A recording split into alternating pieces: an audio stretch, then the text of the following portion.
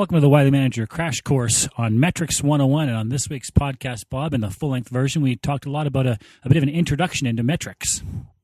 Yes, we did at that, and we've done many other podcasts on various aspects of measurement. We've done measuring the unmeasurable. We've done leading and lagging indicators. We've talked about the balanced scorecard. We've talked about key performance indicators, and all that was completely useless when a client asked me, "Well, yeah, but I just want to get started on this stuff. What do I do?" So where do I begin? Yeah, so we'll talk about during the full-length podcast. We talk about why you need to measure and where performance indicators fit in the larger part of the organization.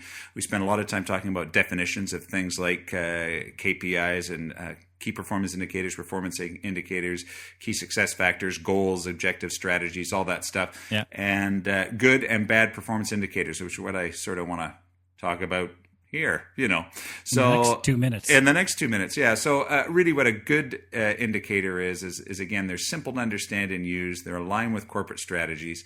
They enable you to promote continuous improvement, and they're controllable or at least significantly influenceable. So if you can imagine 3 concentric circles, right, with the first one being your sphere of control, followed by your sphere of influence, followed by your sphere of concern. Make sure that your performance indicators live inside of your sphere of control and your sphere of influence. Mm-hmm. The sphere of concern is interesting, but not something that you can impact. So examples of good indicators are things like tons per hour, absenteeism rate, time loss numbers, or overtime as a percentage of salary.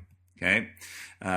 Poor indicators, on the other hand, are way too complex, or at the other opposite extreme, they're not specific enough. Right. So they don't tell you anything. They don't allow you to make better decisions as a manager. They're not connected to larger goals. So these would be things like, we've got lousy production, or you've got a bad attitude, or we have bad safety. So these are not performance indicators. They're statements or opinions. Yeah, exactly right.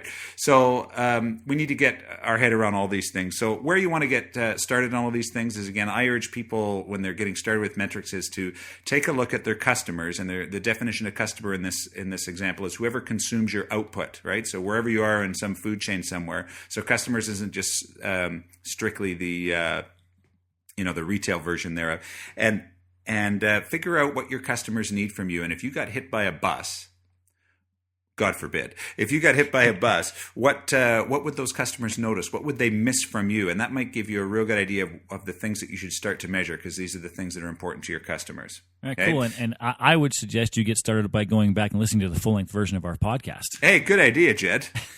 And you can go track that down on iTunes, actually. Just search out Wiley Manager, and you'll track down this and, about 75 other podcasts as well. Yeah, that's right. All right, Bobby. Failing that, visit us at www.wileymanager.com for all the dirt. All right, talk to you later. See you then.